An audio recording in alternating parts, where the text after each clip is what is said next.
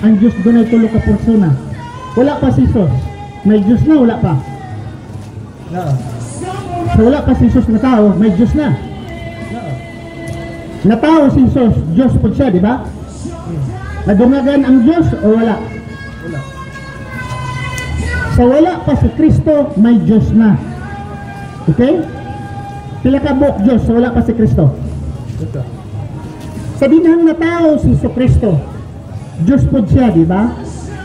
Nadungagan ang Diyos, wala? Wala. Ha? Hindi naman sa ulit Trinity. Wala ka doon sa mga Libong jutaan na.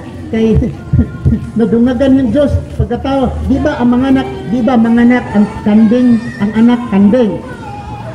Manganak ang kabaw, ang kalabaw, kabaw. Ang anak kalabaw. Oh. Ang Diyos manganak, unsa iyang anak? Diyos o tao? Diyos. Diyos. Sila Diyos. Ang amahan Diyos, ang anak Diyos, pila ka bug Diyos. Para sa imong kuan, logic. Buwa.